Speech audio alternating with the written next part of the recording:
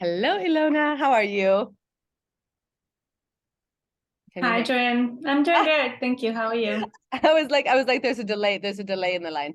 All right, guys, we are here with Ilona Baba, and she is and correct me if I'm wrong, but you're a hypnotherapist, but you're also a parent coach.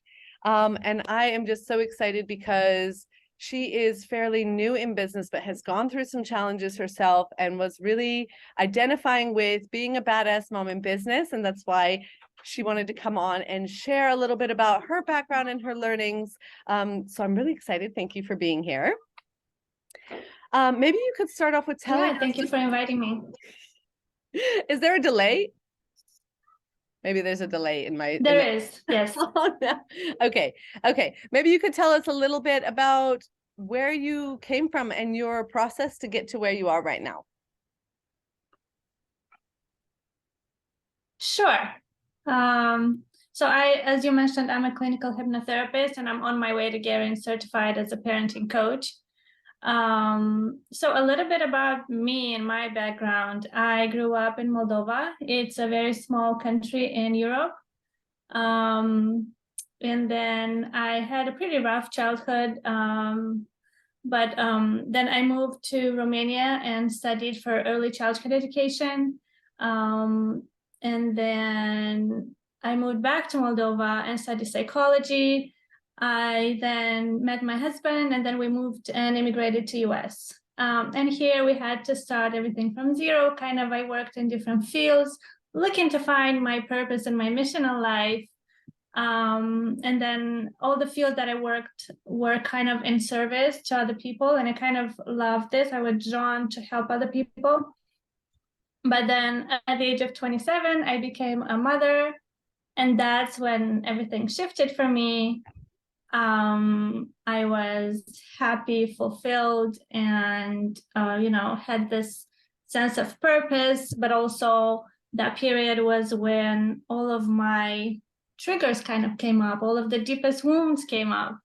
And I had to work on myself. So that work that I did kind of brought me to where I am today, because I overcame all of those struggles and I got to find my resources, my inner resources that were always there, but I just couldn't get to them because there was stuff on top of it. So that's how I came up to learn about hypnotherapy and what it does. And I got some sessions done on myself. Then I decided to become a hypnotherapist myself, and I trained with Marissa Peer. I decided to work with parents, because that I could resonate with that. That was something that I was going through. And I could see that other people, other moms were going through the same thing. Yeah. And I said, like I have something to take, and I want to take this out into the world and help other people. Yeah. So then after becoming a hypnotherapist, I decided to learn even more and improve my skills and knowledge. And that's how I enrolled into becoming a parenting coach. Wow. I just, there's so many parts of your journey that are similar to my own. And I think like anyone who's watching, right? Because the audience here who's going to be watching are primarily going to be moms themselves. And it's so fascinating to hear not only my own story, but your story and all the other women that I'm talking to, how motherhood, becoming a mother, is such a pivotal moment in our lives, right? And it's a beautiful moment, but it also, like, we're faced with so much of our own past and our own trauma that we've brought up. That, like, I remember you saying like the triggers, and that's actually, a few years ago, how I also transitioned into parent coaching, just because during COVID, I was stuck at home with two young kids, pregnant with a third, and all of those triggers started to come up. And I thought I'd worked through a lot, right? Like after the first time becoming a mom. So I think it's beautiful that you're sharing like, this pivotal moment started me on a journey, right? Because this is also a journey. You've taken us through like quite a few of your steps. And I love that you have this is something I identify as well with, like this lifelong learning attitude, right? Like we're never Mm. done. It's always a process. And you're like, after the hypnotherapy, well, I actually want to work with parents. So then I'm going to become a parent coach. And I'm sure this is just, right, this is part of your journey. But I think it's Yes. beautiful because a lot of the moms I talk to through their own motherhood process also want to help other women and specifically mothers. So beautiful that you took us through that. Was there, with the parent coaching, right? Was it because you were a parent yourself that you want to work with parents, or were there people around you that particularly like triggered you to go down that path? I think mostly it's because I was the parent and I had my own struggles that I kind of find the solution for or find my way out of it. Yeah. And I saw my friends, because a lot of my friends were parents, kind of being the same age with me, they became parents in kind of the same time that I did. And then I saw that we kind of had a lot of things in common, and our childhood was pretty much the same because we all come from the same era, so to say, of parenting based on fear. And, we had all of that kind of, we all experienced that. And before you become a mother, those things don't come up because there's not a context. There's not like a context for it. But when we become parents, even though we say, I'm never gonna yell at my kids or I'm never gonna spank my children, that you turn into your mother, like you start doing what your mother did. And then for me, that was like, I don't want to do that. I want to give my son a different experience, and I'm gonna do and make all the effort to change that and give him a different experience. So yeah, that's my own experience kind of brought me into this, and also obviously the desire to help other people to see that there's different ways. It doesn't have to be like that, because a lot of people think, well, that's how I am. My mom spanked me. My mom yelled. I'm a yeller. I will yell. But it doesn't have to be like that. Those things can be removed and changed with tools, and especially with like inner work, because that's the basis, I think. You can learn as many tools and as many strategies you want, but if you don't do the work to remove those beliefs that are like the basis, you're not gonna be able to implement those tools. Like, for example, if for someone getting, yeah. Well, yeah, it's also that For example, for somebody, the Band-Aid, right? That Band-Aid thing, that when you're sick and you go to the doctor and you get a Band-Aid, or you get a, the antacids for your stomach, but it doesn't solve the underlying issue. This is like the traditional medicinal approach as well. Oh, I'll just give you some tools or some strategies and you'll be fine. But indeed, what you said, like those underlying mechanisms, it was very interesting when I studied to become a hormone balance coach. One of the sessions that we did actually dived into childhood trauma, and all of a sudden I had this insight as to where a trigger was coming from, because I have two boys and a girl, but those two boys, when the older one was hurting the younger one, I was getting triggered beyond belief. And in this session, it was just so clear that anytime you have a reaction that's out of proportion to the situation, like it would be like if he pushed his little brother and he fell on his diapered butt. Like, it was not that he was actually hurting him, but I had this incredible rage that was coming up towards my, toddler 2.5-year-old towards his little brother.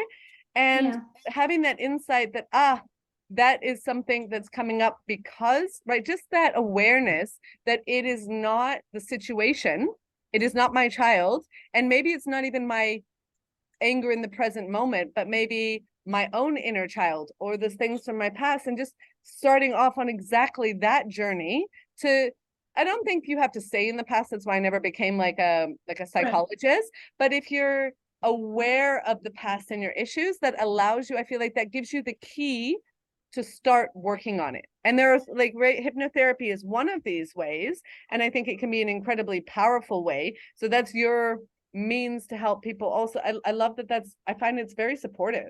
Actually, I've never actually met someone who's a parent coach and a hypnotherapist at the same time. I can see that would be a beautiful combination. Do you work just with the parents on that, or are you also like supporting the children on the hypnotherapy front? I'm just curious how that works.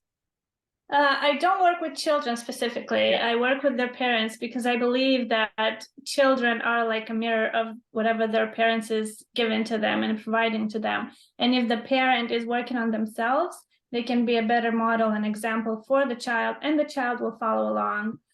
So I don't see a reason to work with children unless like they're older, like in their teenage years when they need support with motivation or anything like that. But Yeah. when they're little young, it's really about the parents. Everything comes from the parent.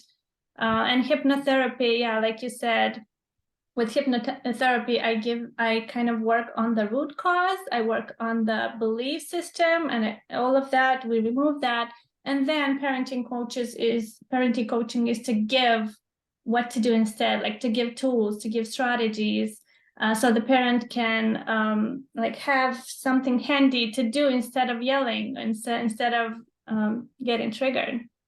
Yeah, beautiful. And I just want to go back though, because right, to give the frame for everyone else, like you've been in business for just over a year, you said, right? Yeah, I graduated in October 2021. Which is amazing. I'm interviewing a whole range of people because I think that for all the women who are watching, everyone is in a different phase in their journey, right? Some people are Right. thinking about starting a business, maybe people are further along, but you particularly said like, hey, I've overcome a lot of obstacles in my life. Maybe you could tell us just a little bit more about those obstacles and what supported you to overcome it in your journey.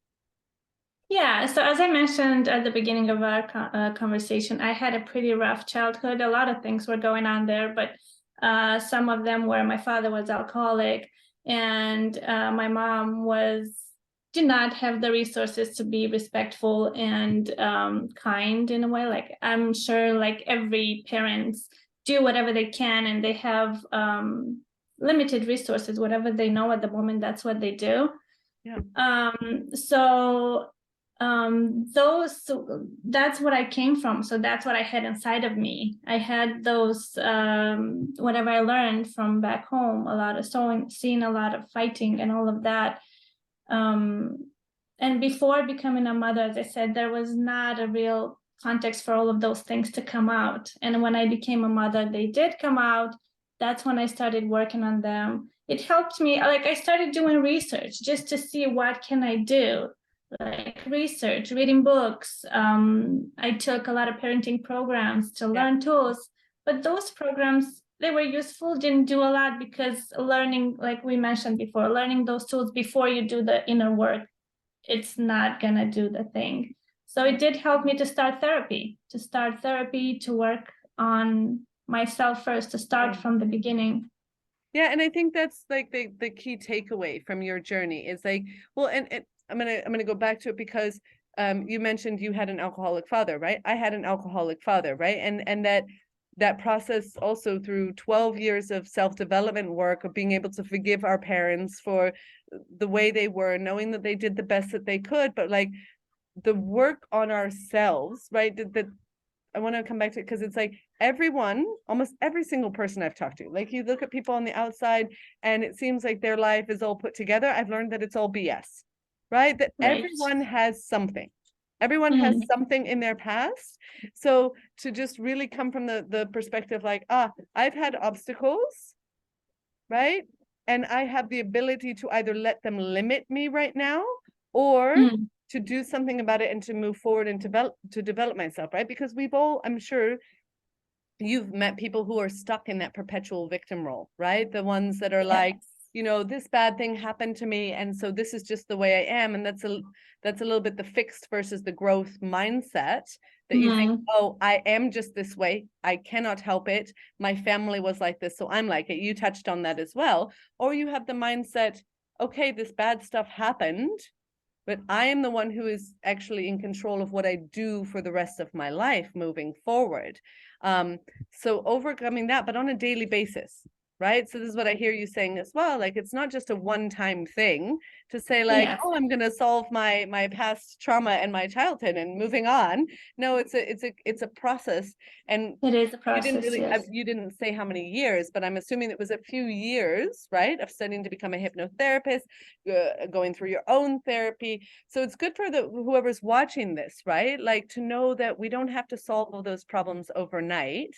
I mean, And they're not going to be yeah, solved overnight. no, but that's unrealistic, right? A lot of it, and especially I think it's a society as well, right? We have our 5 second like attention span, that we also think there's a silver bullet or a magical course or a magical hypnotherapy one-time session that's going to cure us, right, forever. I know I had Yeah. this idea of hypnotherapy, but now it's just whatever path you're going down, and it could be hypnotherapy, but it could be like traditional therapy or family systems or any of the things that you want to work on, that it's Yeah. all adding to a process. It's like peeling the onion. It's like Yeah, peeling layers and layers. And like hypnotherapy might click for someone, other kind of therapy might click for somebody else. And it's, everybody finds their own way to kind of heal and go through this process. Yeah. yeah, absolutely. And yours became like, I'm curious, how did you end up with hypnotherapy, right? Like, of all the different, I mean, did you try other things along the way? So how did I learn about, doing this research and into learning how our mind works, how can I really get my mind to do what I want it to do? And how can, like, knowing that I have the power to choose, but in the moment that when overwhelmed with emotions, we feel like we lose that power to choose. So I was trying to look to find ways. So I started my own therapy. I went to like a normal like therapy counseling. And then something popped up online. I don't know exactly how it came up, but then there was a person that I followed from my country. She's doing psychosomatics, which is really similar to hypnotherapy, but it's more focused on the physical illnesses. So I Body, did yeah. some sessions. Yeah, I did some sessions with her, and of course they're all related: physical and psychology and mind and everything. They're all kind of, it's not separate, the mind from the body. So that's how I learned about hypnotherapy, and I just was so thrilled about what this is and how it can work. And I had sessions done on me. I saw it and I'm like, I like that. I want to do that. I want to be able to do this for other people, because it is powerful. And it takes you from that victim mindset that, oh, that's how I am, there's nothing I can do. But if you really look for answers, the answers will come eventually. You'll find your answers. You just have to put the effort, go out there, try to find your way, and you'll find the answers. And I did find, kind of, that's how I came up to hypnotherapy. It was like an answer for me. Like I asked for something and I got the answer.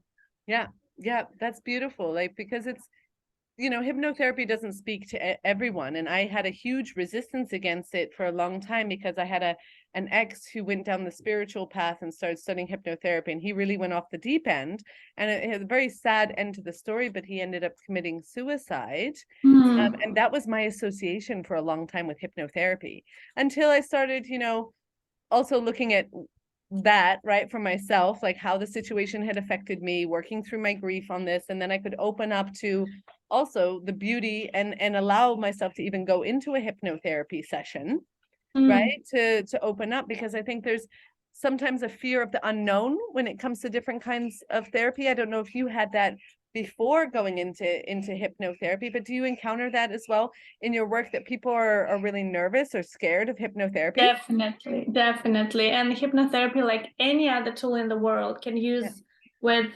good intent and for doing good, and it can be used for doing, like, there's that side of the hypnotherapy. People know about it from the like entertainment, like this shows that they make with hypnotherapy, not hypnotherapy, but hypnosis. And a lot of people, are you going to do like some woo woo and things like yeah, that? And I have to kind of educate them. I have to kind of walk them through the process, tell them what's going to happen, and all of that. So yeah, people are skeptical.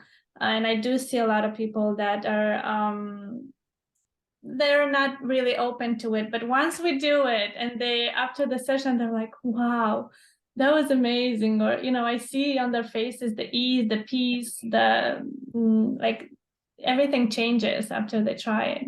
So what, and that's beautiful. I love hearing about the result. What kind of problems do people typically come to you for? As I said, I kind of picked the niche to work with parents that are struggling with anger, getting triggered. But at the beginning, when I didn't kind of know the direction that I'm going to go, I took people for any kind of issues. So anxiety, I had people with vertigo, I had people with headaches. So any kind of like any problems, really. But now And it's then more the parents who are particularly dealing with anger issues and being triggered in their parenting. So it's that there's something off in the family dynamic. They know there's something off and they want to change it. Yeah, and sometimes in the situation when the parent comes with anger issues, there's other issues too. So we have to work those two alongside, like, because they influence the way they like show up as a parent. So we work on that too, like alongside with all the other stuff with parenting. Yeah, you help them dig up all the other issues that are alongside it, because, and I like that you mentioned all the systems indeed are interconnected, right? That the body and the mind and the spirit, they're all kind of connected, because this is something, I'm not sure if we said at the beginning of our session, I say this so often to people, but just like if you're not in a healthy situation physically, or if you're not in a healthy situation at home, that things aren't working well at home, or if you have your business that's not functioning, any one of those areas, and there are more areas, right? Like if you have money, stress, and those sort of things, if there's anything in one area, it affects all the areas of your life. It's not isolated. So if you have these anger issues or these triggers, it's most likely affecting your job performance. It's most likely, right, affecting your health, because we all know that like the anger and the stress produces certain like hormones and toxins in your body. So you're, again, what I like about what you're doing, and this is, I'm just such a fan of digging a little deeper and getting through the root causes of things. Yeah, that's what hypnotherapy is all about. Hypnosis is all about getting the body into a relaxed state and going deep into the subconscious mind where everything is, and finding where it all started. Most likely it's likely started in the childhood, because that's the foundation for our life. So everything is kind of rooted there. So yeah. And is it usually like some sort of childhood trauma, or what do you see come up a lot? Yeah, it's not necessarily trauma like people think about trauma, about some kind of big traumatic events. Trauma is my mom didn't respond to my needs as I had those needs. My mom didn't show up for me, didn't give me love or attention.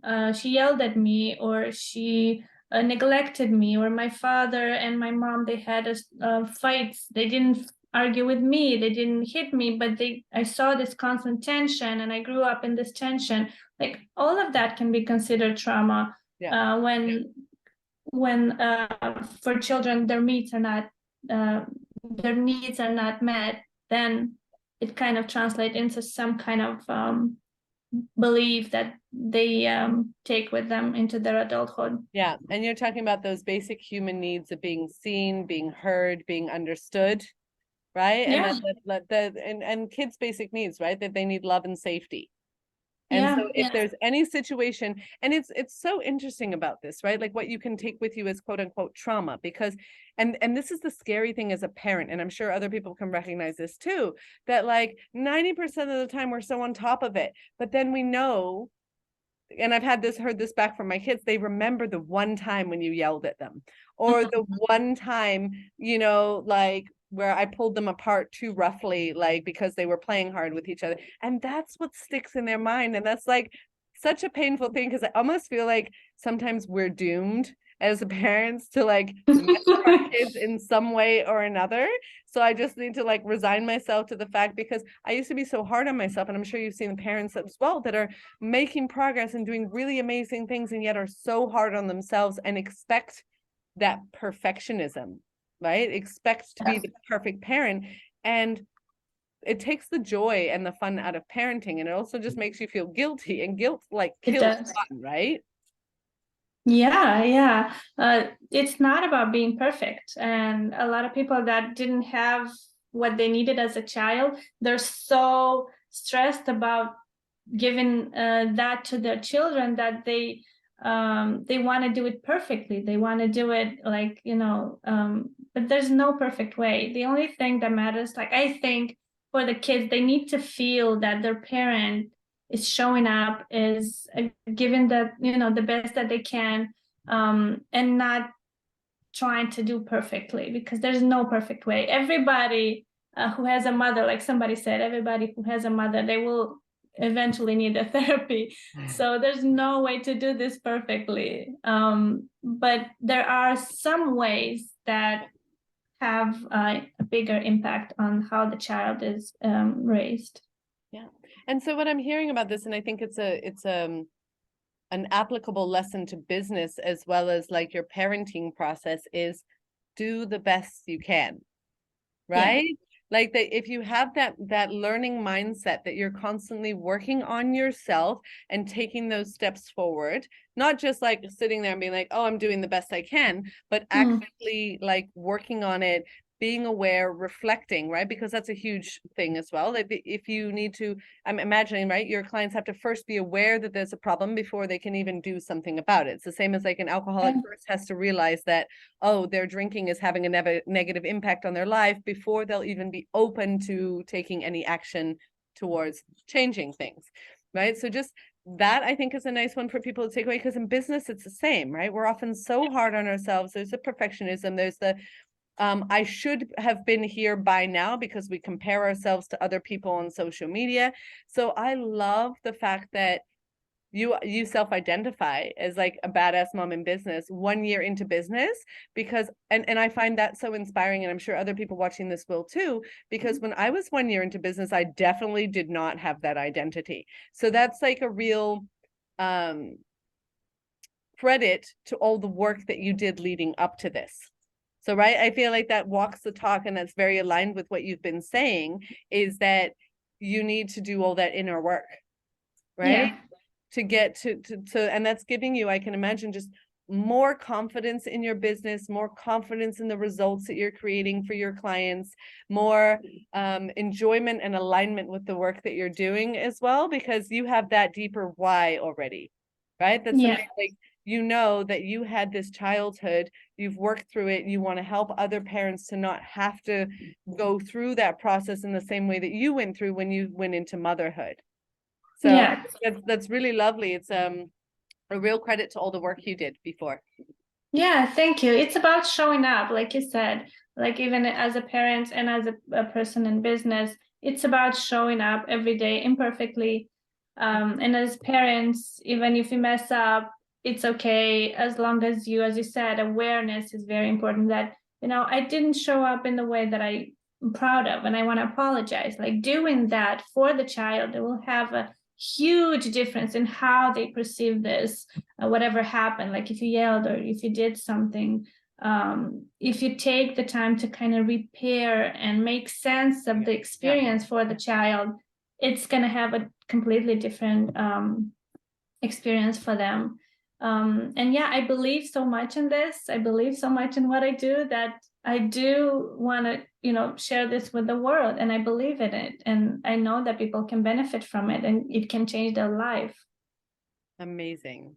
I'm just so inspired by this, and it's, I'm because I know that you're a few years younger than me, and also just and I keep coming back to that you've been 1 year in business, and I just think that that's so amazing that you are where you are, and you have this calm, this presence, this drive, and I find that just so inspiring. And I know I'm loving to, when we post this interview, that you'll put your links, how people can find more about what you're doing, and connect, because all the women in my network, actually a lot of them are all parents, and I know for a fact, because I was also parent coaching before I transitioned into business coaching, that so many of us are struggling with these issues, and there's still, I don't know if you've seen it, but there's still a bit of shame behind getting help for parenting. And a lot of the older generation doesn't understand why the hell you need therapy in the first place, because we just did. That's oh yeah, I see this so much with the older generation.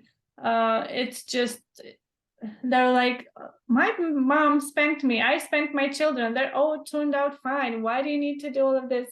And it's just a shift that I see with the younger parents, that they're like, no, I want to do differently. I want to learn. I want to, that I suffered. That was not okay. I don't want to give this experience to my children. So I'm going to learn. I'm going to do differently. Yeah. So I do see this difference. It's a huge difference in mindset and generations. Well, and I think that's reflective as well in how women in particular are doing business and how we're doing business online. If you talk about the shift of consciousness, right, and the desire to do things differently, right, than the previous generation, right? If you're thinking work technically, like our parents used to go to work at a factory or for 30 years and they had the same job from when they finished school to when they retired.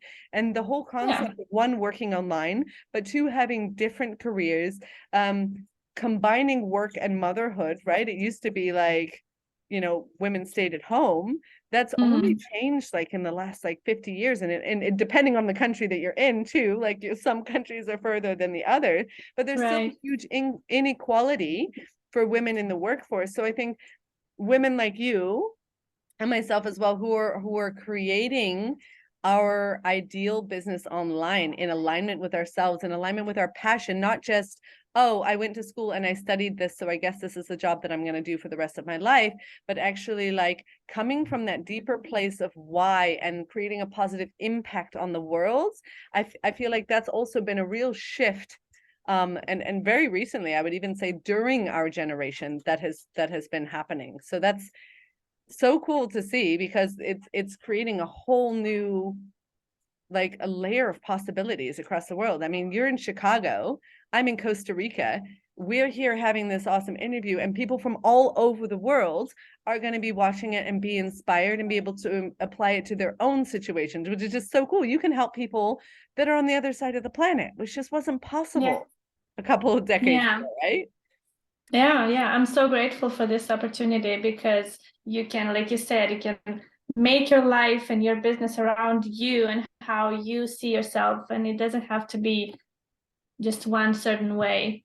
So yeah, I'm very grateful for this having this opportunity, just going and helping people that are not here, they're somewhere and they're struggling, and they get to come to me to help them. But also, like, I want to come back to this part, is that you're choosing your own path, right? Like, it's one thing to be grateful, like, oh, we have the opportunity. And definitely some people have more opportunities than other, right? Whether you got to study, where you live, the finance of your family when you were growing up.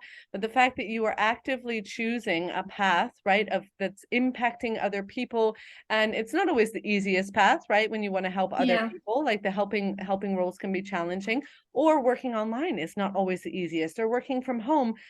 But the fact that we're actively like creating our lives, I feel like that is something that I'd like, the women watching this to take away from it, and to know that they can choose at any moment to do differently, right? Whether that's on the parenting front, on the business front, that you can choose actively to move forward in the same direction, or you can choose to pivot, or do a full 180, that you don't have to continue on that same path, that change is possible.